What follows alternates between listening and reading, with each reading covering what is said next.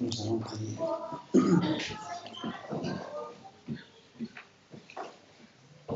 Père, merci que nous pouvons venir à toi, Seigneur, pour te demander secours. Tous ensemble, nous voulons être au trône de grâce pour être secourus dans nos besoins. Besoin, Seigneur, d'entendre ta voix, comme cet eunuque, Seigneur, qui a dit à Philippe, comment pourrais-je comprendre si personne ne me guide? Comment pourrions-nous comprendre ta parole, Seigneur, comprendre ce que tu as à nous dire, si personne ne nous guide, Seigneur, si ton esprit nous conduit pas dans toute la vérité? C'est pourquoi ce matin, nous te demandons encore de nous visiter par ton esprit, de nous conduire dans ta vérité, Seigneur, au-delà de ce qui a été préparé, Seigneur. C'est toi qui donnes la semence au semeur. Nous voulons tous ensemble nous tourner vers toi, te demander, Seigneur, parce que les choses cachées sont à toi, mais que tu les révèles à tes enfants, te demandons de nous les révéler, Seigneur, par grâce et en ton nom. Amen. Amen.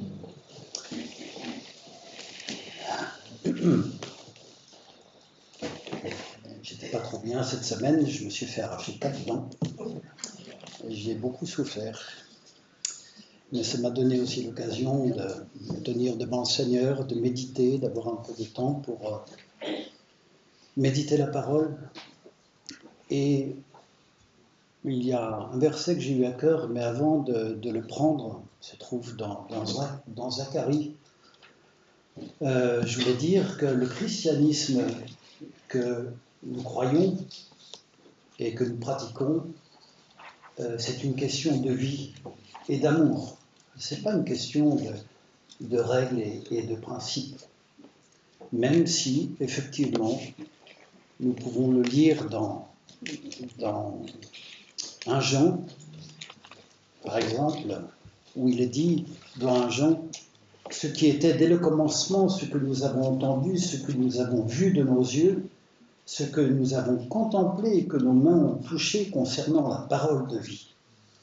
Et la vie était manifestée et nous l'avons vue. Et nous lui rendons témoignage et nous vous annonçons la vie éternelle qui était auprès du Père et qui nous a été manifestée.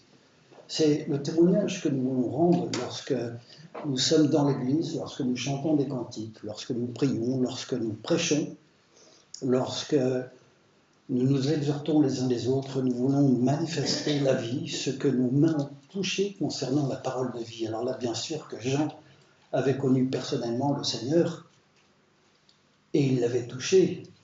Mais si nous avons fait une rencontre, et j'espère que nous avons fait cette rencontre avec le Seigneur, nous avons touché le Seigneur parce qu'il nous a touchés.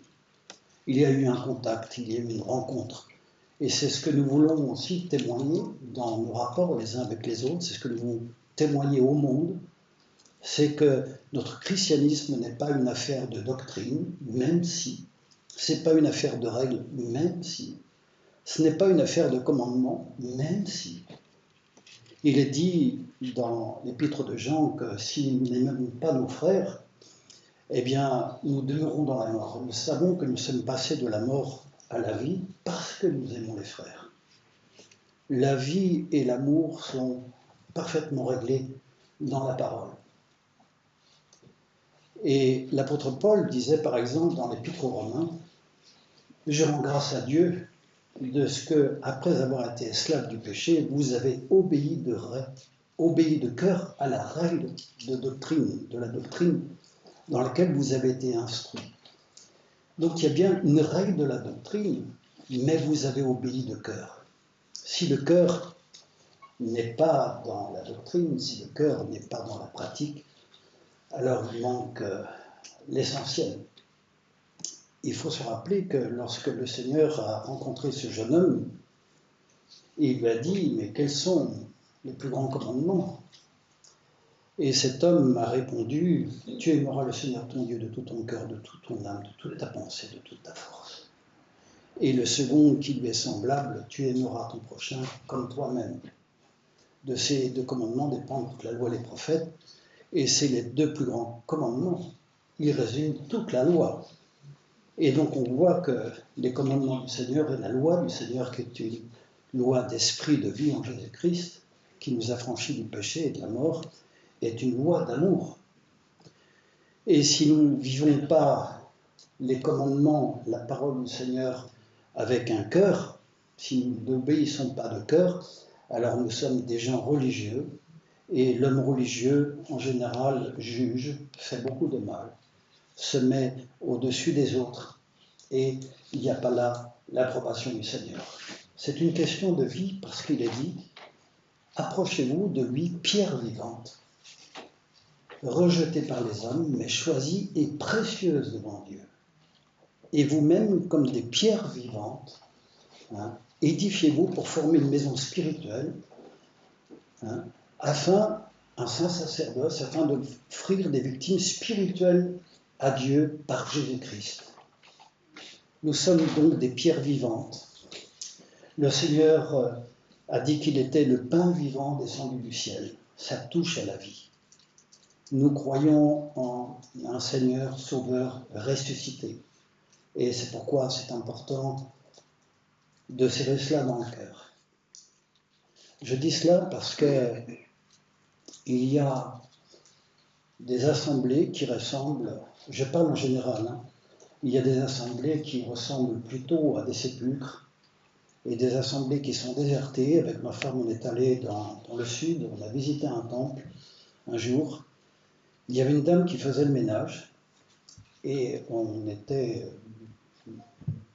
stupéfait devant la grandeur de ce temple. Il y avait des balcons et on essayait de s'imaginer le monde qu'il pouvait y avoir à l'époque. Il y avait une dame qui faisait le ménage, elle a dit, mais monsieur, à l'époque, tout était rempli, il y avait du monde sur les balcons. Maintenant, il n'y a qu'une vingtaine de personnes et des personnes âgées. Et on peut se demander pourquoi, qu'est-ce qui s'est passé? Pourquoi ces temples-là ont été désertés? Qu'est-ce qui s'est passé? Le Seigneur disait aux hommes religieux de son époque, vous ressemblez à des sépulcres blanchis. Et on peut se dire, on peut voir, on peut constater, c'est un fait, que beaucoup d'assemblées, beaucoup de temples ont été désertés parce que quelque chose n'a pas été transmis. Si on transmet une règle de doctrine, mais qu'il n'y a pas l'amour, qu'il n'y a pas la vie, et qu'il n'y a pas une relation entre notre profession et notre cœur, eh bien, la jeune génération déserte nos assemblées. Dans beaucoup d'assemblées, on confie, je dirais, le moment de louange à des jeunes. Alors, c'est pas qu'il ne faut pas confier à des jeunes, mais disons, les jeunes en général ont besoin d'être affermis aussi, parce que la louange, conduire dans la louange, c'est aussi un ministère, et on ne peut pas confier la louange à n'importe qui, c'est un ministère, un vrai ministère. Il est dit qu'il ne faut pas former avec les incroyants un attelage disparaître, mais dans beaucoup de choses, quand vous écoutez un petit peu ce qu'il peut y avoir sur YouTube, sur Internet, des moments de louange, il peut y avoir des belles prédications, mais il peut y avoir aussi des moments de louange qui mettent très mal à l'aise. On ne peut pas retenir les gens comme on retient. C'est en élevant le Seigneur dans nos cœurs. C'est en élevant le Seigneur dans l'Église. C'est pas en usant des moyens du monde qu'on va retenir les jeunes. C'est en proclamant le Seigneur. Il y a quelque chose qui m'a frappé, c'est que l'évangile de Jean a été écrit le dernier, et bien après les autres. L'évangile de Matthieu a été écrit dans les années 50. L'évangile de Marc, si je me souviens bien, 68. L'évangile de Luc dans les années 60. Et l'évangile de Jean entre 85 et 90. Toutes les épîtres ont été écrites à peu près entre les années 50 et 70. Les épîtres de Jean ont été écrites encore aussi dans les années 85-90 et l'Apocalypse en 95. Mais c'est intéressant de voir que l'évangile de Jean a été écrit 35 ans, 40 ans après celui de Matthieu et 20 ans après le dernier évangile, après celui de Marc. Et on peut se demander pourquoi. Mais quand on réfléchit un petit peu et quand on voit la teneur des épîtres, eh bien, on voit que déjà en quelques années, les faux enseignants, les déviations, les retours à la loi commençaient à prendre le pas dans les églises. Et l'Église, en général, déviait. Des loups s'étaient introduits dans les églises. L'apôtre Paul, on le voit dans ses épîtres, comment il redresse les choses, inspiré par l'Esprit.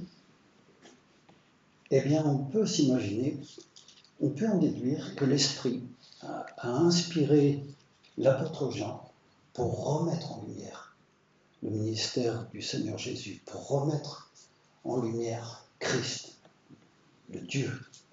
Christ, la parole était faite chair et habitait parmi nous, pleine de grâce et de vérité. En elle était la vie, et la vie la lumière des hommes.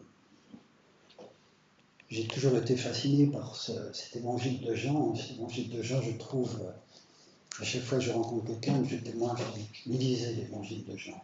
Parce que c'est vraiment cet évangile-là qui manifeste pour moi mieux la personne du Seigneur et son œuvre. Et l'amour, la vie, je suis le pain vivant descendu du ciel, celui qui me mange vivra par moi.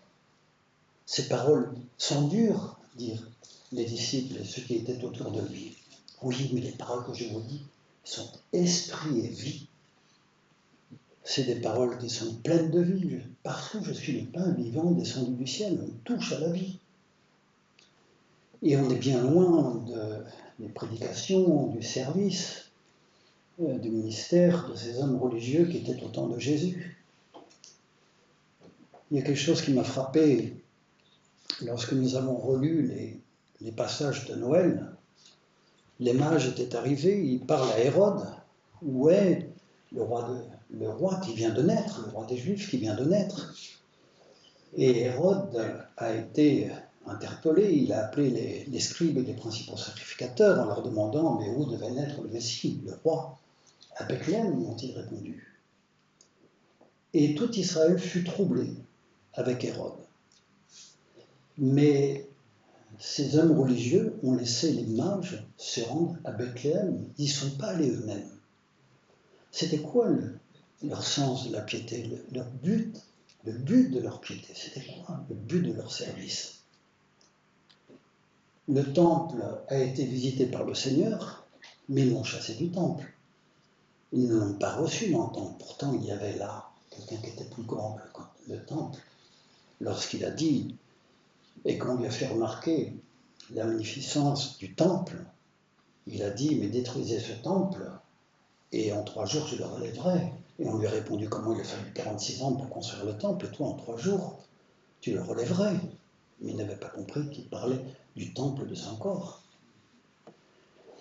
Et si le but de leur piété, de leur service, de leur ministère avait été vraiment de rendre gloire à Dieu, le Seigneur qui était dans le sein du Père aurait été reconnu. Ils auraient ressenti dans leur cœur, comme Anne, eh bien ils auraient ressenti que c'était là le Messie, c'était bien celui qui était annoncé par les prophètes. La piété peut être un sépulcre, peut-être un jardin. Un sépulcre parce que le Seigneur a dit à ces hommes religieux, si vous nettoyez l'extérieur de la coupe, mais qu'à l'intérieur c'est encore plein d'ossements de mort et d'impureté, vous ressemblez à des sépulcres blanchis. Et c'est pourquoi on peut bien comprendre que la nouvelle génération et que les hommes ne soient pas attirés par la mort, par quelque chose qui est sec et sans vie, par des commandements, par des règles. Il n'y a pas là l'amour, ça attire pas. Mais on ne peut pas non plus attirer par la musique. C'est ça ce qui me frappe. Dans beaucoup, j'irais, d'assemblées, on essaie de retenir donc les gens par la musique, par la louange. Mais vraiment, à chaque fois, je pense à cela. Il ne faut pas que les louanges et la prédication forment un attelage disparate. Un attelage disparate, c'est quand vous mettez un joug sur 2 bœufs et qu'il y en a un qui est plus fort que l'autre. Un qui est plus grand que l'autre. Ça ne va pas tirer droit. Ils ne vont pas collaborer ensemble. Mais ça ne va pas marcher dans le sens où on veut que ça marche. Et c'est pourquoi Il faut que la musique aille avec les paroles. Et on ne peut pas faire n'importe quoi avec la musique quand on a des paroles, je dirais, du Seigneur. La parole du Seigneur est sacrée. On ne peut pas la mélanger avec de la musique du monde. Ce n'est pas une question, je pense, est-ce qu'il faut prendre des tambourins ou des choses comme ça? Dans la parole, il est marqué les tambourins. Puis quand je vais en Afrique, je vois mes amis africains jouer du tambourin, j'imagine mal que nos amis anglais puissent louer le Seigneur comme nos amis africains, bien sûr. Mais j'ai remarqué aussi, quand je suis en Afrique, qu'il y a des gens qui jouent du tambourin et ça ne me dérange pas. Et il y en a qui jouent du tambourin et ça me dérange. Et j'ai repensé, pendant que je venais en voiture ce matin, à ce passage d'Élisabeth et Marie.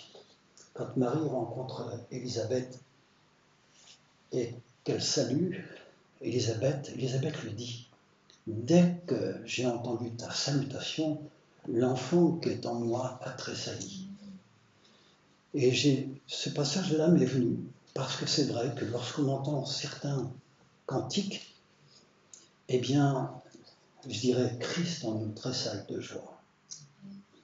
J'ai été dans des assemblées où j'ai trouvé que la parole était vraiment très bien, mais la musique, à tel point que des fois j'allais une demi-heure après, quand le moment des louanges était passé.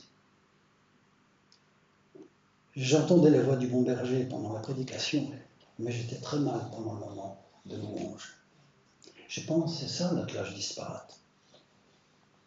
Alors c'est bien parce qu'on entend la voix du bon berger, mais il faut aussi l'entendre, je dirais, dans les louanges. Vous savez, il y a un passage d'Amos qui dit dans le chapitre 5, « Éloigne de moi le bruit de tes cantiques, le son de tes luttes. » Ça m'a frappé aussi en louant ce matin, c'est m'est venu. Ça, donc je vous le livre comme ça m'est venu. Le bruit de tes cantiques. Il n'est pas dit loin de moi la musique de tes cantiques, mais le bruit de tes cantiques. Vous voyez, c'est pas une musique qui est agréable aux oreilles du Seigneur, il appelle ça du bruit. Un jour, je suis allé dans une assemblée, la musique était tellement forte, et il y avait une bande qui était sur scène, et c'était tellement fort qu'on m'a apporté, j'ai rien demandé, mais on a vu que j'étais mal à l'aise, on m'a apporté un casque de chantier. Alors, pas que ça me perce les oreilles, je pense pas que, vous voyez, des fois on en est réduit à ça. Ça, je pense que ça ne glorifie pas le Seigneur. C'est une question d'esprit, c'est une question de conduire dans l'adoration. Le Père cherche des adorateurs en esprit et en vérité, et on ne peut pas faire n'importe quoi. C'est pourquoi c'est important que le culte que nous rendons au Seigneur soit un culte qui soit agréé par lui. La piété peut être un sépulcre et la piété peut être un jardin. Et j'ai repensé, même si Baptiste a dit dimanche dernier qu'on ne parle pas souvent du Cantique des Cantiques dans les prédications, c'est vrai, il a raison, mais moi j'aime bien le relire régulièrement, même si c'est très difficile à parler dessus. Mais je trouve qu'il y a des passages qui nous parlent de jardin. Toutes les expressions dans le Cantique des Cantiques, on voit, c'est un tourbillon, une explosion de senteurs, de goût, de saveurs. On parle de ruisseaux, de fontaines, de fruits, de vignes, de miel. Vraiment, quand on lit ce Cantique des Cantiques, on est frappé de voir ça. Et je suis tombé sur le Cantique des Cantiques au chapitre 4, verset 14, « Le nard et le safran, le roseau aromatique et la cinnamome, avec tous les arbres donnent de l'encens, la myrrhe et l'aloès, avec tous les principaux aromates. » Vous voyez un peu toutes ces saveurs, toutes ces odeurs. Avec tous les principaux aromates, une fontaine des jardins, une source d'eau vive des ruisseaux du Liban. Lève-toi, qui l'on vient au temps. Ce sont des vents du nord. Soufflez sur mon jardin et que les parfums s'en exhalent. Que mon bien-aimé entre dans son jardin et qu'il mange de ses fruits excellents. Et Salomon répond, « J'entre dans mon jardin, ma sœur, ma fiancée. Je cueille ma myrrhe avec mes aromates, je mange mon rayon de miel avec mon miel, je bois mon vin avec mon lait. C'est un langage d'amour, mais je pense que notre piété doit ressembler à ça. Notre piété doit être une piété vivante, doit être une piété rafraîchissante, doit être une piété où il y a beaucoup de fruits dans notre cœur, beaucoup de fruits du Seigneur. Quand il est dit, revêtez-vous des entrailles de miséricorde, des entrailles de compassion qui sont en Seigneur. Combien ces fruits-là manquent dans notre monde, combien ces fruits-là manquent dans la vie de beaucoup de personnes. Des gens qui ont été trahis, des gens qui ont été abandonnés, des gens qui ont perdu des êtres chers. Des gens, notre monde est de plus en plus difficile. Et nous avons ce rôle, cette vocation d'être l'odeur de Christ partout où le Seigneur nous envoie, d'être la lettre de Christ lue par tous les hommes. Il doit y avoir quelque chose qui s'inscrit dans nos vies. Une odeur de vie pour les uns, une odeur de mort pour les autres, bien sûr, dit la parole, mais une odeur de vie. Et si je suis dans l'intimité avec le Seigneur, m'a toujours frappé aussi, il est dit que cette connaissance que nous avons du Seigneur doit être une connaissance où on devient avec lui un seul esprit. C'est le même terme qui est employé, Adam connut Ève, elle conçut et enfanta. Nous devons connaître le Seigneur avec ces mêmes mots-là, être avec lui un seul esprit, former qu'un avec lui, comme Adam et Ève, bien sûr, au niveau physique. Nous, c'est au niveau spirituel. Il y a là un langage spirituel pour nous. Il y a une connaissance que l'homme religieux, je dis, prend de l'arbre de la connaissance du bien et du mal. Mais cet arbre de la connaissance du bien et du mal donne toujours la mort. La connaissance enfle, mais l'amour édifie.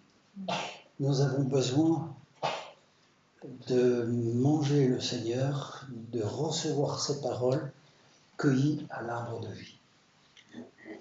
L'arbre de vie était au milieu du jardin. Vous voyez, il y a encore une question de jardin. Il était au milieu du jardin. Il était arrosé par le fleuve. L'arbre de vie était au milieu du jardin et parce que Adam a péché, eh bien, il était privé d'avancer sa main pour cueillir de l'arbre de vie. Et c'est ça la bonne nouvelle ce matin. C'est que nous tous, si nous avons reçu le Seigneur, l'arbre de vie ne nous est plus fermé. Et c'est à cet arbre de vie que nous devons cueillir les paroles de la vie. C'est important de saisir cela dans le cœur. Bien sûr que la connaissance de la parole, le Seigneur n'a pas dit de mépriser la sagesse, de mépriser l'intelligence, de mépriser les dons. Le Seigneur peut donner, bien sûr que non. Mais il y a quelque chose qui doit surpasser tout cela, c'est la révélation. La révélation de tes paroles donne de l'intelligence au simple et elle est claire. La révélation des paroles du Seigneur, c'est tout autre. C'est tout autre.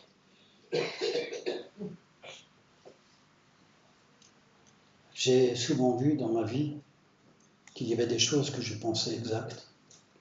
Et le Seigneur a dû chambouler tout ça. Mes voix sont bien au-dessus de tes voix. Mes pensées sont bien au-dessus de tes pensées.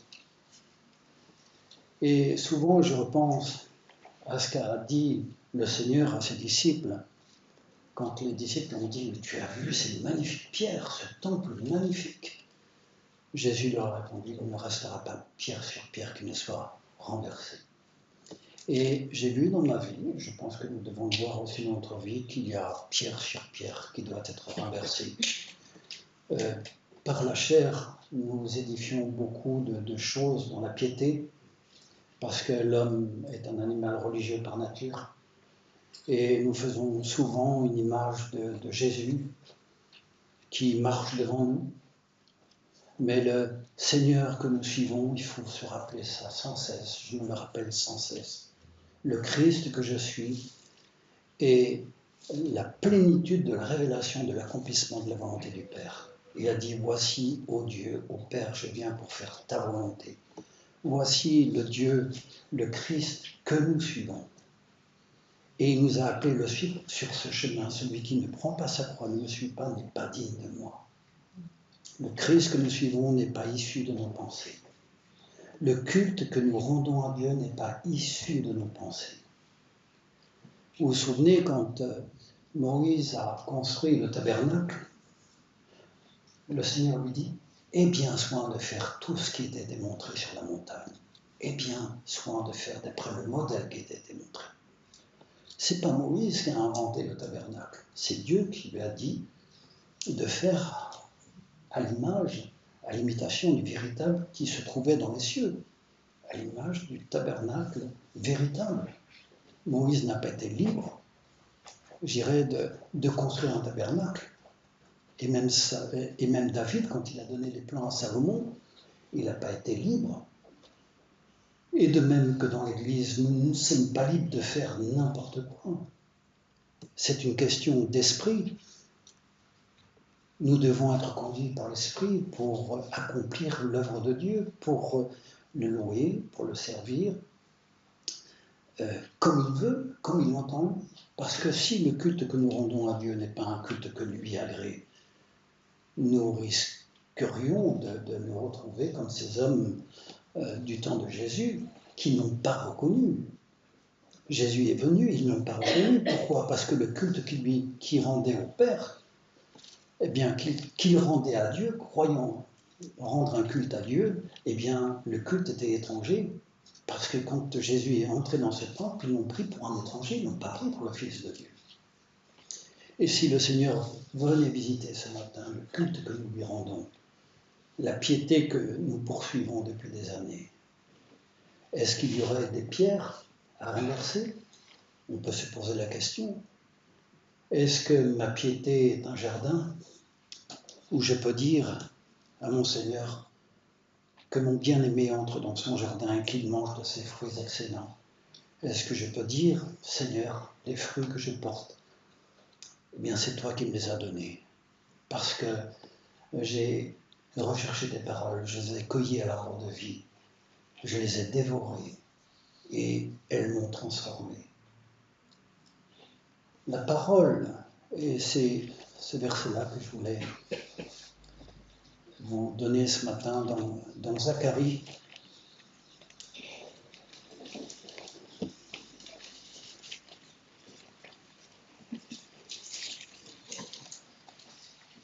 Zacharie 6, verset 12.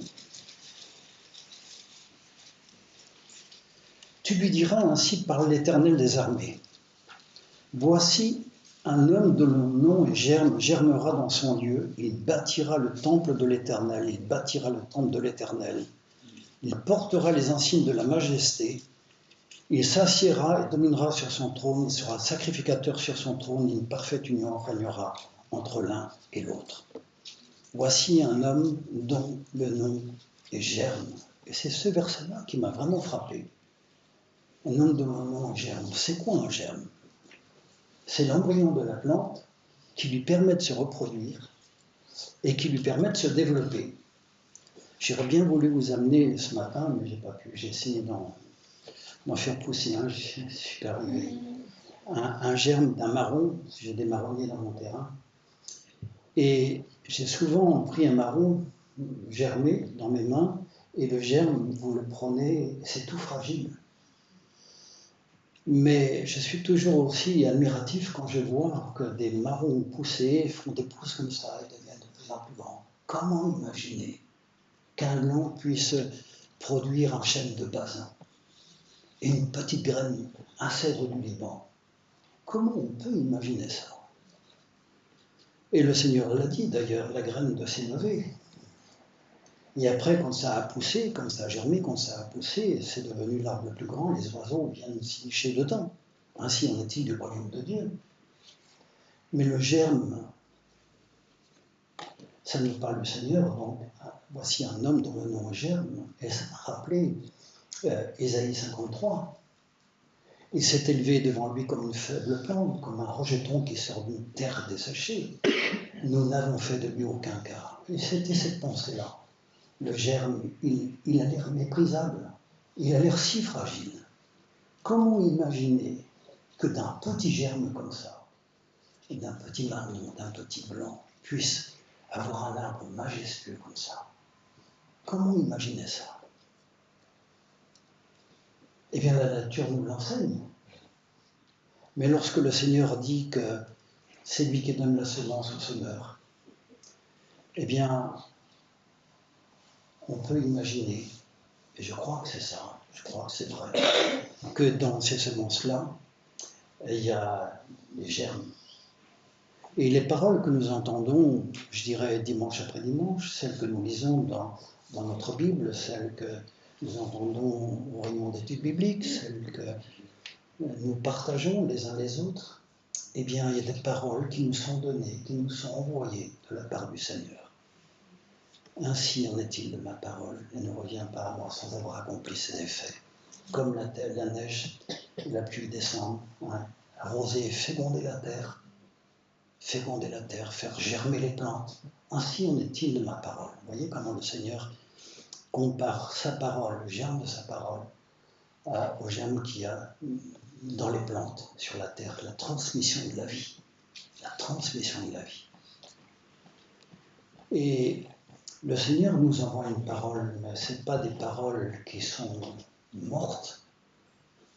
En elle était la vie, et la vie, la lumière des hommes. La parole a été faite chair, elle habitait parmi nous, pleine de grâce et de vérité. Et quand je permets à cette parole d'habiter dans mon cœur, pleine de grâce et de vérité, en elle est la vie, je confesse que la parole que je reçois, en elle est la vie. Et le Seigneur désire que cette parole que je reçois, quand je viens ici, dans l'Église, il y a des paroles qui nous sont envoyées par les cantiques, par les prédications.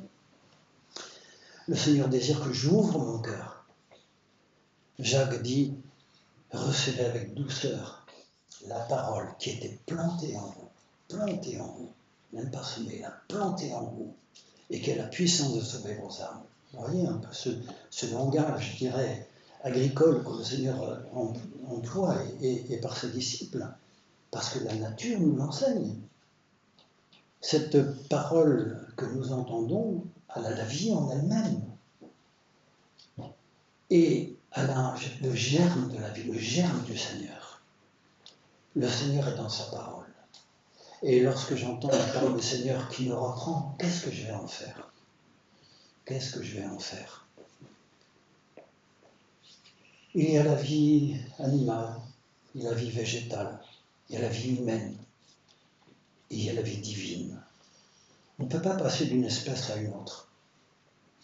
C'est pas parce que je suis un humain que je peux passer la vie divine. C'est pas parce que je suis un animal que je peux passer la vie végétale. Et la vie végétale, je ne peux pas passer la vie humaine ou animale. Et je ne peux pas passer de la vie humaine à la vie divine s'il n'y a pas eu la nouvelle naissance. Si je n'ai pas reçu le germe de l'Éternel. Si le Seigneur n'est pas né en moi.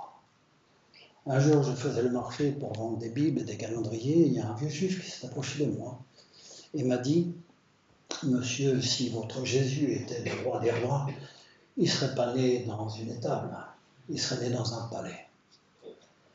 Et la réponse est venue sur mon cœur, et je lui ai dit, comme je vous l'ai dit ce matin, mais c'est grâce pour nous. Parce que s'il est venu dans une étable, eh bien c'est pour montrer qu'il veut venir habiter dans le cœur d'un homme. Et le cœur d'un homme, disait Hazard dans le psaume 113, j'étais stupide à ton égard comme les bêtes. Mon cœur naturel est comme une étable. Mais le Seigneur est venu dans une étable. Et ça, c'est la grâce de Dieu. Il est venu nous visiter dans notre condition de misère, dans notre condition de pécheur. Mais, j'ai dit, monsieur, c'est vrai qu'il ne veut pas que ça en reste là. Il veut que cette étable soit transformée en temple, en palais pour lui. Et que cette étable soit transformée en un temple, parce qu'il dit, vous êtes le temple du Dieu vivant.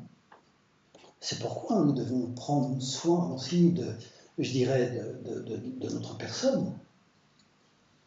D'ailleurs, il y a quelque chose qui m'a parlé ces derniers temps, c'est que, en grec, je crois, on dit que le temple, avec ses parvis, avec, je dirais, ses coulisses, et le Saint des Saints, on peut l'appeler le hieron ou le naos.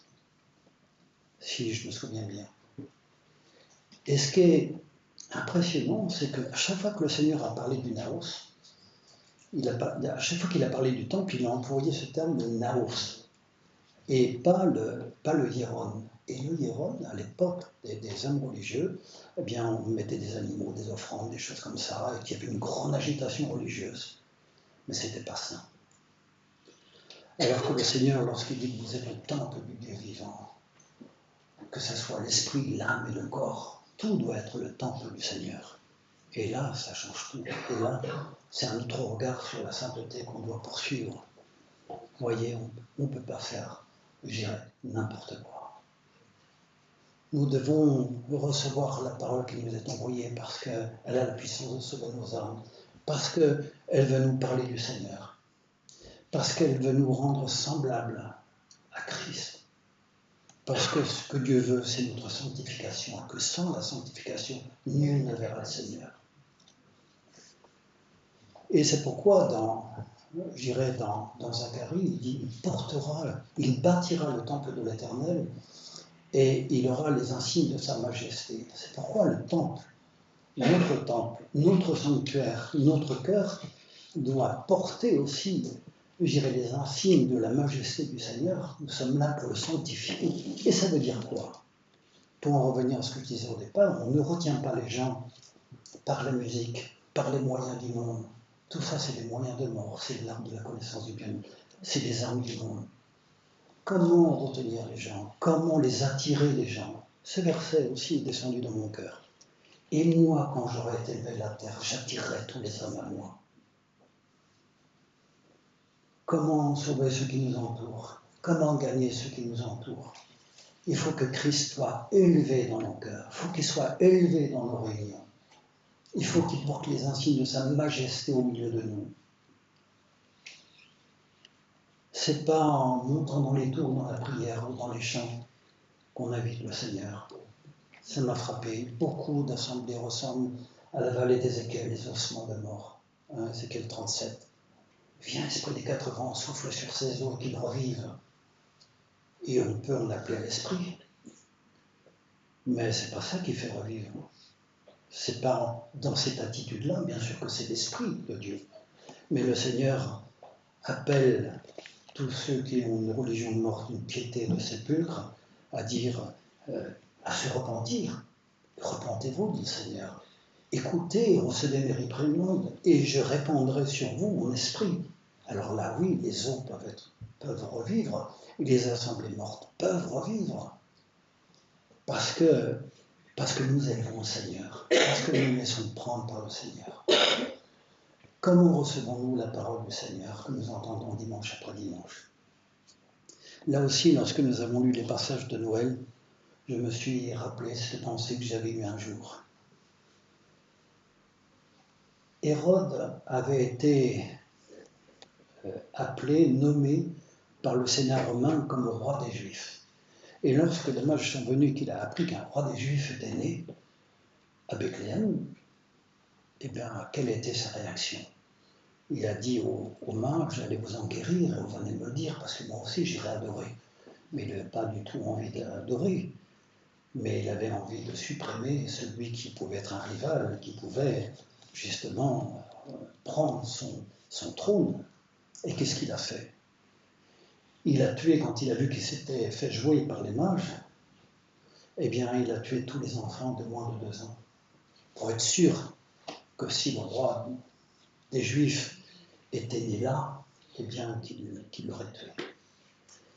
J'ai eu souvent cette pensée, quand tu ne prends pas soin de la parole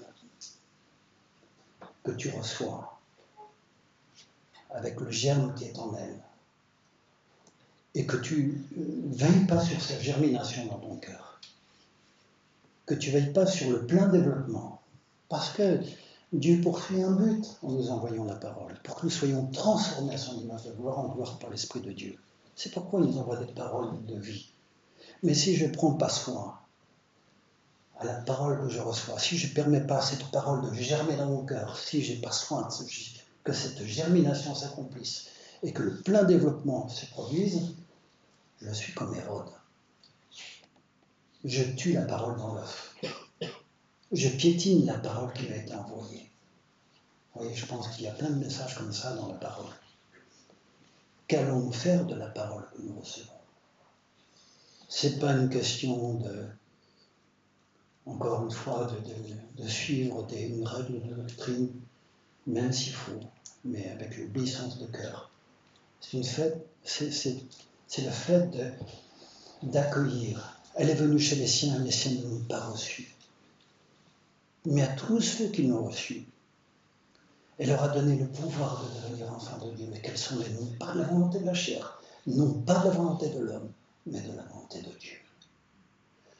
Je ne peux pas créer la vie, mais la vie que j'ai reçue, en ayant reçu le germe en moi, j'ai la responsabilité de la transmettre, cette vie. Nous n'avons pas créé la vie, mais j'ai des enfants. J'ai reçu la vie de mon père, physiquement, et j'ai donné la vie à mes enfants, mais je n'ai pas créé la vie.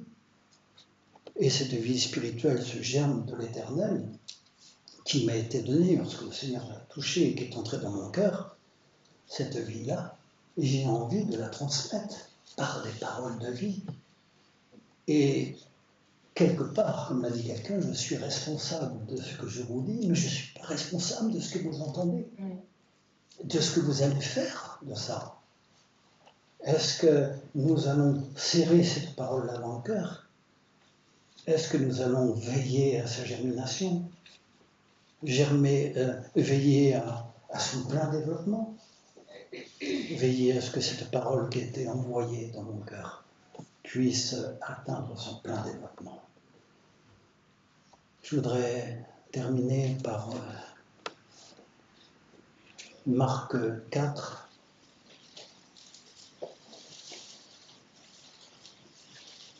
verset 26. Il en est encore du royaume de Dieu comme un homme jette de la semence en terre, qu'il dorme ou qu'il veille nuit et jour, la semence germe et croît sans qu'il sache comment. La terre produit d'elle-même d'abord l'herbe, puis l'épi, puis le grain, tout formé dans l'épi.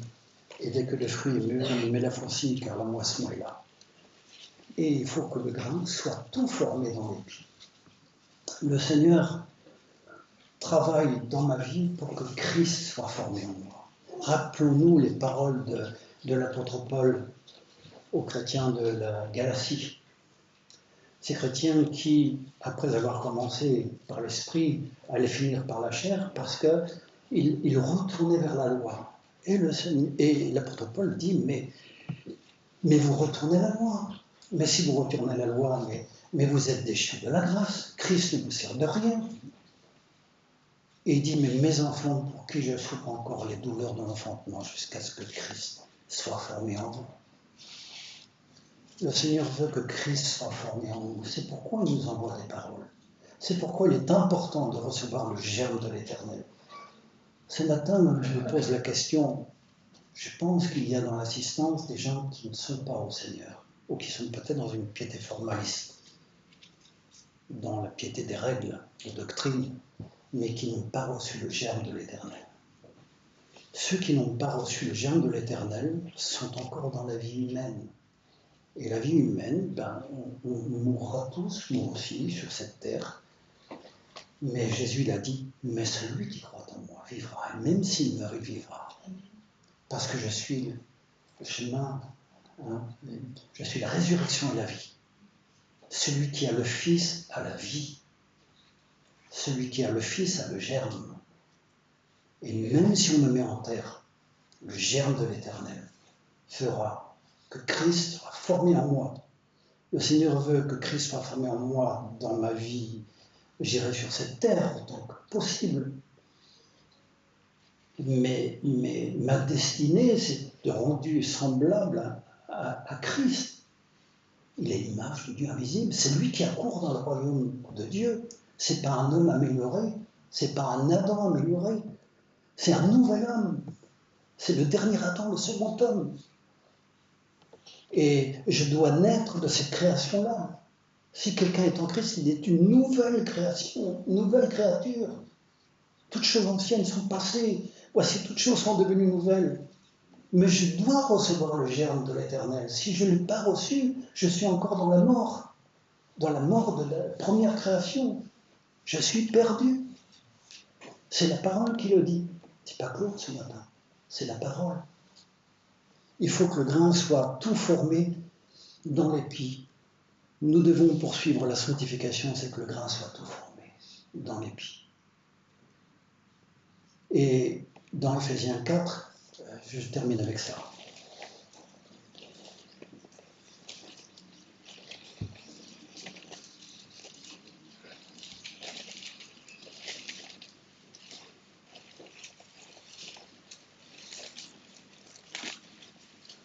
Parce qu'il y a cette image aussi du grain tout formé dans l'épi. Aussi, j'ai pensé à ça hier. Il a donné les uns, Ephésiens 4, verset 11, il a donné les uns comme apôtres, les autres comme prophètes, les autres comme évangélistes, les autres comme pasteurs et docteurs, pour le perfectionnement des saints en vue de l'œuvre du ministère et de l'édification du corps. Écoutez bien, jusqu'à ce que nous soyons tous parvenus à l'unité de la foi et de la connaissance du Fils de Dieu, à l'état d'homme fait, à la mesure de la stature parfaite de Christ. Ainsi, nous ne serons plus des enfants flottants, portés à tout vent de doctrine par la tromperie des hommes, par leur ruse, dans les moyens de séduction, mais en professant la vérité dans l'amour. Nous croîtrons à tous égards en celui qui est le chef, Christ. C'est de lui, et grâce à tous les liens de son assistance, que tout le corps bien coordonné et formant un solide assemblage tire son accroissement selon la force qui convient à chacune de ses parties, s'édifie lui-même dans l'amour. Vous voyez un peu comment cet organisme vivant qu'est l'Église, parce que nous sommes un corps, nous sommes membres les uns des autres, il y a là la vie. Cette vie veut se transmettre à tous les membres. Et il est dit jusqu'à ce que nous soyons tous parvenus, jusqu'à la stature, la mesure de la stature parfaite de Christ. Voilà le grain tout formé dans l'épi. Mon gendre m'a dit, qui est agriculteur, m'a dit, tu sais, parce que je lui montrais un bel épi de maïs, c'est beau un épi de maïs. Il a dit, mais les grains ne se forment pas tous en même temps, mais les grains mûrissent tous en même temps. Et quand il m'a dit ça, ça me fait penser à l'image de l'Église. Je trouve que c'est beau de voir ça et de dire, mais nous avançons tous ensemble, même s'il y en a qui sont plus avancés que d'autres, c'est l'Église, c'est le corps. Et à un moment donné, quand nous paraîtrons devant le Seigneur, nous serons tous transformés à son image, de gloire en gloire, par l'Esprit du Seigneur. Et aussi cette pensée que lorsque le dernier, je dirais, Apollo aura répondu pour entrer dans la bergerie, alors viendra la fin. Hein? Et le Seigneur dira, voilà, c'est fini. La moisson maintenant est sur le point de se faire. Parce que le dernier qui devait entrer dans la bergerie est entré. Tant qu'on peut dire aujourd'hui c'est jour de grâce, tant qu'on peut dire aujourd'hui on reçoit la parole, cette parole-là, il faut la serrer dans son cœur. David disait, je serre ma parole dans mon cœur afin de ne pas pécher contre toi, mais je serre ta parole dans mon cœur afin qu'elle germe, qu'elle se multiplie, qu'elle atteigne son plein développement. Tu m'as envoyé une parole, c'est pas pour rien, Seigneur. Tu veux que je sois transformé à ton image. Tu veux, je dirais, bâtir le temple dans mon cœur. Je te permets de le faire. Et c'est pourquoi, Seigneur, je te reçois avant tout comme germe, mais je reçois aussi toutes ces paroles afin que germent dans mon cœur. Je ne peux pas créer la vie, mais je dois en prendre soin quand j'y suis face, quand on dit ouvre ton cœur pour recevoir la vie. Je la reçois, mais après je suis responsable. Que vais-je en faire? Nous prions. Seigneur, nous voulons te bénir encore ce matin. Nous voici devant toi, Seigneur. Nous avons besoin de toi, Seigneur. Nous avons besoin de ton esprit. Nous avons besoin de ta parole. Nous la proclamons, Seigneur, comme étant la vérité qui nous sanctifie par elle. Seigneur, on est la vie et la lumière des hommes. Je te prie ce matin, Seigneur, nous te prions pour que ta parole habite, continue d'habiter au milieu de nous, pleine de grâce et de vérité. Nous voulons tous ensemble, Seigneur, que tu sois élevé dans nos cœurs, que tu sois élevé dans l'Église. Nous ne voulons pas tirer avec des moyens humains, Seigneur. Mais toi, si tu es élevé dans nos cœurs et dans l'Église, tu attires les hommes à toi. Te bénissons pour cette attraction qui est en toi. Parce qu'un jour, tu nous as attirés à toi. Parce que quand tu nous attires à toi, nous pouvons courir avec toi et après toi. Comme on dit, ce cantique des cantiques. Merci de la réalité, Seigneur, de ton esprit. Merci que c'est un esprit vivifiant et que tu ne veux pas nous laisser dans la mort. Mais tu veux que nous soyons avec toi jusque dans l'éternité, Seigneur, pour nous réjouir avec toi, avec tous ceux qui nous ont précédés. Merci de ce destin glorieux, parce que le meilleur est devant nous, Seigneur. Tous ensemble, nous te bénissons, nous t'exprimons notre reconnaissance. Et nous voulons aussi te prier pour si quelqu'un ce matin entend la parole, parce que c'est jour de grâce. Seigneur, nous te demandons vraiment tous ensemble la grâce que cet homme ou cette femme ouvre son cœur et te reçoive, toi le germe. La puissance du germe est une puissance impérissable, parce que tu engloutis la mort, Seigneur. Que la vie entre dans son cœur, dans ce cœur qui veut s'ouvrir à toi. Et nous bénissons cette personne, Seigneur, en ton nom. Amen.